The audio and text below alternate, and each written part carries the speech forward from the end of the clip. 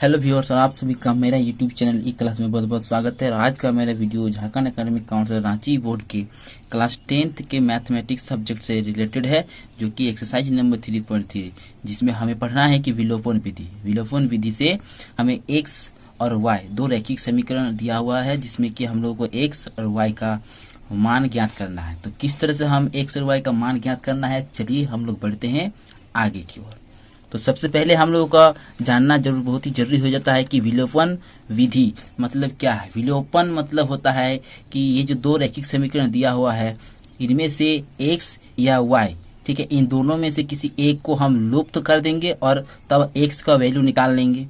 और जब एक्स का वैल्यू मिल जाएगा तब हम समीकरण ये पहले वाला या दूसरा समीकरण में उसका मान जब रख देंगे तो फिर हमें दूसरे जो चर पद है उसका मान हमें प्राप्त हो जाएगा। तो चलिए हम लोग देखते हैं किस तरह से विलोपन विधि, ठीक है, विलोपन विधि को सरल करके एक्स और वाई का मान निकाला जाता है। तो सबसे पहले हम लोग करेंगे, ये जो पहला समीकरण है इसे हम लिख लेंगे कि ये समीकरण नंबर 1, और 2x - 3y = 4 जो है ये होता है समीकरण नंबर 2। ठीक है दोस्तों, आप लोग को याद रखना है कि ये विलोपन विधि क्लास 10th में सबसे ज्यादा प्रयोग की जाने वाली मेथड है, जिसमें दो रैखिक समीकरण दिया हुआ होता है। ठीक है, इसलिए आप लोगों को जरा सा भी प्रॉब्लम नहीं होगा अगर आप इस वीडियो को बिना स्किप किए हुए देखते हैं। तो इसके बाद क्या करते हैं कि हमको करना ही है कि समीकरण 1 और समीकरण 2 में या तो x या y दोनों समीकरणों के जो गुणांक है, ठीक है, गुणांक है उसको बराबर करना है। इसमें हम लोग x के गुणांक को भी बराबर कर सकते हैं या फिर y के गुणांक को भी बराबर कर सकते हैं। तो हमें जो पसंद एज यू विश। तो इस समीकरण में हम लोग जैसे कि देख पाते हैं कि हम y के गुणांक को दोनों समीकरण में बराबर करेंगे। तो इसके लिए करना क्या होगा कि हमें यहाँ पर लिखना होगा कि समीकरण, ठीक है, समीकरण 1 को, ठीक है, 3 से गुणा करने पर, 3 से गुणा करने पर अगर समीकरण 1 को हम लोग 3 से गुणा करते हैं तो देखिए हमारा जो समीकरण 1 बन जाएगा ये हो जाएगा 3 से गुणा करने से हमारा हो जाएगा 3x प्लस y को 3 से गुणा करेंगे तो 3y = और 5 को 3 से गुणा करने से हो जाएगा 15। ठीक, और जैसे कि हम लोग देख रहे हैं कि अब हमारा जो समीकरण 2 है इसमें y का गुणांक और ये जो समीकरण हमारा अब बन गया, यह समीकरण नंबर हो गया तीसरा। अब तीसरा समीकरण और समीकरण दूसरा में देखिए y का गुणांक बिल्कुल समान हो गया। तो अब हमें यही प्राप्त करना है, चाहे x का हो जाए और y का हो जाए, दोनों का गुणांकों में से किसी एक के ही गुणांक को हमें बराबर करना है। अब जो दूसरा समीकरण है, दूसरा समीकरण को हम एज इट इज इसके नीचे लिखेंगे 2x - 3y = 4। अब क्या करना है कि हमें इसको लाइन खींचना है, जैसे कि हम लोग जोड़ या घटाव करते हैं। तो आप आसानी से देख पा रहे हैं, अगर हम इस दोनों समीकरण को, ठीक है, ये समीकरण नंबर इसको कर देते हैं 4, अगर इन दोनों समीकरण को हम जोड़ कर देते हैं, ठीक है, तो यहाँ पर लिखना पड़ेगा कि जोड़ने पर अगर हम इन दोनों समीकरण अर्थात समीकरण नंबर 3 और समीकरण नंबर 4 को अगर हम जोड़ करते हैं तो हमें क्या प्राप्त होता है, देखिए +3y और -3y मीन्स 0 हो गया। तो इसे हम लोग इस तरह से काट सकते हैं।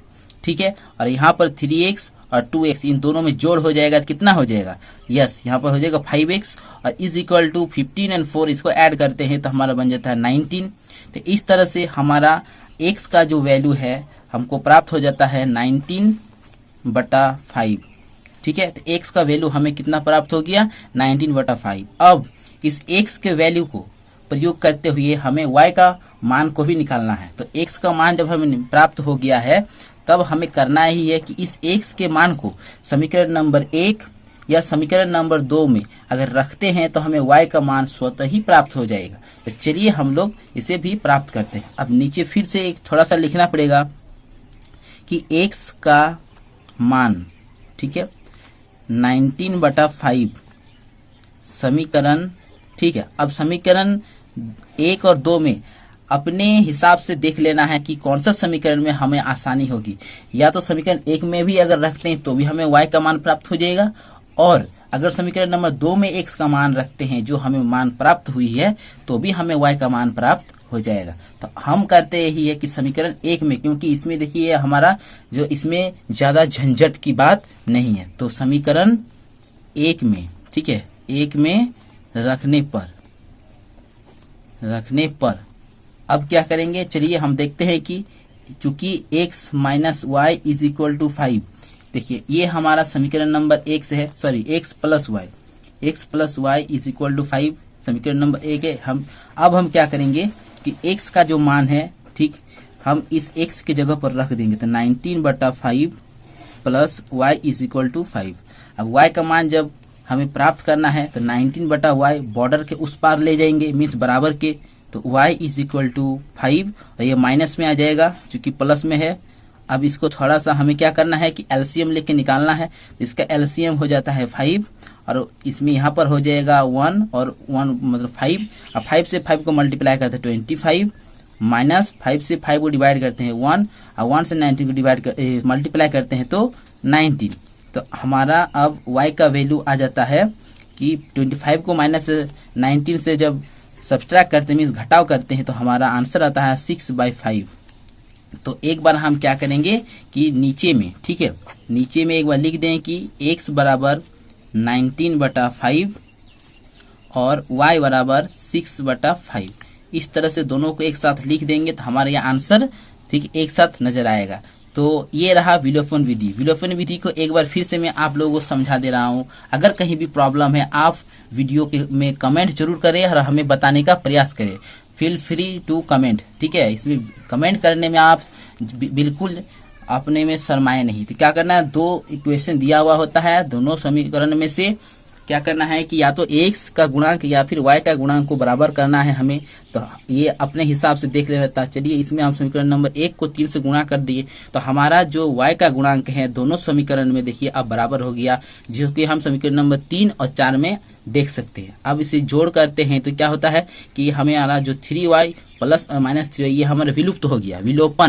विलोपन मतलब ही होता है कि उसे लुप्त करना है, गायब करना है। तो देखिए हमारा यहाँ दोनों गायब हो गया। जोड़ करते हैं तो यह 5x, यह 19, x का वैल्यू हमारा प्राप्त हो गया यहाँ पर 19/5। अब जब x का मान को हम, ठीक है, समीकरण नंबर 1 या 2 जो हमें पसंद है, बात बिल्कुल बराबर है, तो हम समीकरण 1 में जब रखते हैं तो हमारा समीकरण है 1 x प्लस वाई इक्वल 5। यहाँ पर x का मान जब 19/5 रखते हैं तो y का वैल्यू हमें प्राप्त हो जाता है 6/5। ये बहुत ही आसान है, सिर्फ हमें करना यही पड़ा कि थोड़ा सा हमें सरल समीकरण, और कुछ नहीं है, ठीक है, सरल समीकरण करना पड़े। तो y बराबर दोनों x का वैल्यू और y का वैल्यू को एक साथ लिख देंगे, बन गया हमारा विलोपन विधि इसी नंबर पर, ठीक है। अगर आप इस तरह का नीट एंड क्लीन करते हैं तब आपको जितने भी नंबर्स मार्क्स दिया जाता है झारखंड एकेडमिक काउंसिल की ओर से, जितना मुझे याद है कि इस क्वेश्चन पर 2 या 3 मार्क्स मिलता है, ठीक है। तो आप लोगों को बहुत ही आसानी से 2 या 3 मार्क्स मिलता है, तो आपको पूरे मार्क्स मिल जाएंगे, बशर्ते कि आपका कहीं भी ओवर राइटिंग ना हो। तो चलिए, वीडियो पसंद आए तो लाइक करें और ये वीडियो उन्हीं को शेयर करें जो अभी क्लास 10th में है और आप के पहचान में है। तो जय हिंद।